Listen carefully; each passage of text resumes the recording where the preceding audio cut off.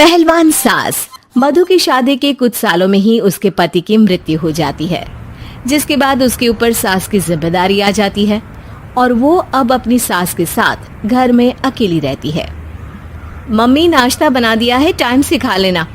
दोपहर का खाना शीला आकर बना देगी, मैं ऑफिस जा रही हूँ। अरे क्यों उस टेप रिकॉर्डर पर पैसे खर्चा करती हो? इतना काम मैं खुद भी कर सकती हूँ। हाँ हाँ बिल्कुल, आधे समय तो जोड़ों के दर्द की दवाई खाती हो और फिर काम करने की बात करती हो। दवाई खाती हो तो क्या, मैं अभी भी अकेली 10 पर भारी हूँ। हाँ हाँ मैंने मान लिया। मधु घर से चली जाती है, जिसके बाद सास नाश्ता कर दवाई लेकर टीवी देखने बैठ जाती है। दोपहर को शीला घर आती है। अरे क्यों माँ जी, आज किस बात से मेरी नौकरी बची?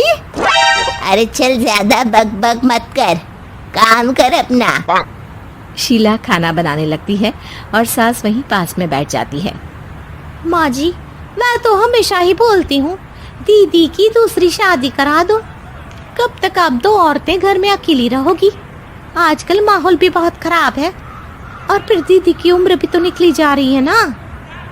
तेरा नाम टेप रिकॉर्डर सही रखा है मैंने।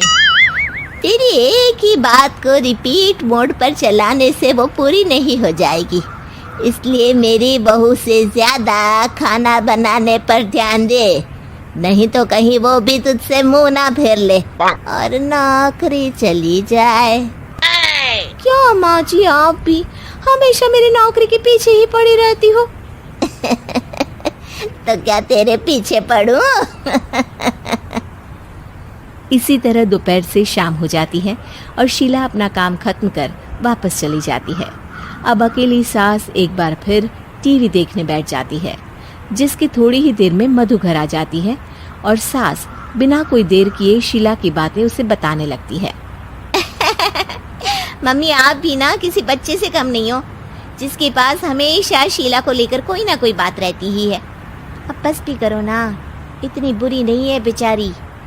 अरे मैंने कब कहा बुरी है, बस उसकी बातें करके मुझे बड़ा मजा आता है। सास की बात पर हंसते हुए दोनों डिनर करने बैठती ही हैं कि लाइट चली जाती है। अंधेरे में मधु मोबाइल की फ्लैश लाइट जलाकर मोमबत्ती ढूंढने लगती है। तभी उसे हॉल में कुछ गिरने की आवाज आती है। मम्मी, आप अंधेरे में इधर उधर क्यों घूम रही हो? अरे तेरे पीछे ही तो खड़ी हूँ। हाँ, अगर आप यहाँ हो तो वो हॉल में सामान कैसा गिरा? भूत आया। अरे मुझे क्या पता, जाकर देखना पड़ेगा ना। दोनों हॉल में जाते हैं, लेकिन वहां कोई नहीं होता। अब उन्हें कमरे में से सामान गिरने की आवाज आती है। लगता है ये भूत चोरी करने आया है, इसे वापस कब्र में पहुंचाना ही पड़ेगा। बस हाँ, आप ज्यादा ना 30 मार खा मत बनो, मैं पुलिस को फोन करती हूँ। अरे जब तक तेरी पुलिस आएगी तब तक क्या वो हमारे साथ बैठकर अंताक्षरी खेलेगा? हट डरपोक, संभालने दे मुझे। अब सास पास रखा फ्लावर पॉट उठाकर कमरे की तरफ बढ़ने लगती है, जहां उसे 2 आदमी दिखाई देते हैं। पीछे पीछे मधु भी वहां आ जाती है।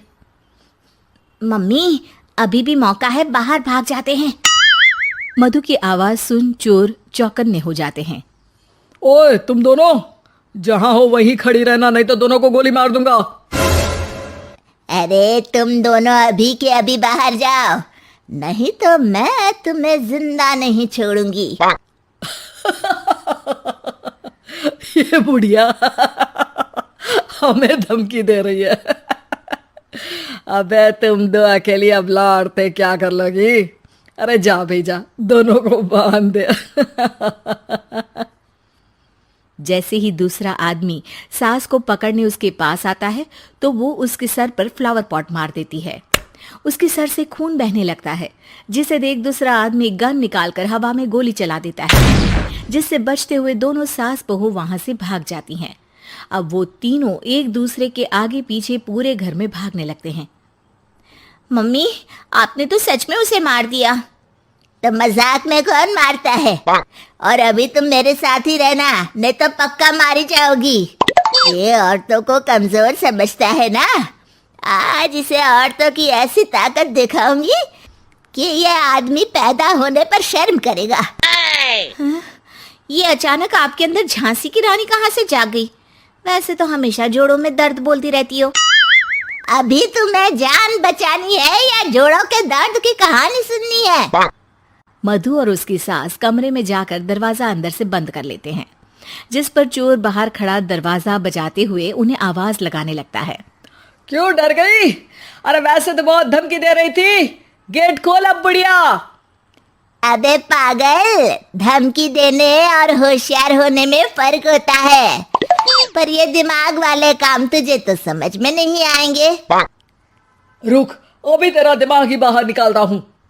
ये कहते हुए चोर गोली चलाने ही वाला होता है कि सास अचानक दरवाजा खोलकर उसके मुंह पर परफ्यूम डाल देती है, जिससे चोर गन फेंककर दर्द से चिल्लाने लगता है। मम्मी, अरे बहुत दर्द हो रहा है, कोई बचाओ, इसे हटाओ प्लीज, मैं किसी को कुछ नहीं करूंगा। क्यों रे, क्या थोड़ा सा दर्द होते ही मम्मी मम्मी करने लगा? अभी तो औरतों को कमजोर बोल रहा था। भूलियो मत, एक औरत ने ही तुझे इस दुनिया में जन्म दिया है, और वो भी तुझे ये दर्द हो रहा है ना, उससे लाख गुना ज्यादा दर्द सहकर। इसलिए औरतों को दोबारा कमजोर भूल कर भी मत बोलियो। वाह मम्मी, आपका ये रूप तो मुझे पता ही नहीं था, आपने तो कमाल ही कर दिया। कहा था ना, अकेली ही 10 पर भारी पड़ सकती हूँ, ये तो फिर भी 2 ही थे। इतनी देर में पुलिस भी वहां पहुंच जाती है। आ गए आप, कर लो इन्हें अरेस्ट और जेल में बैठकर अंताक्षरी खेलना।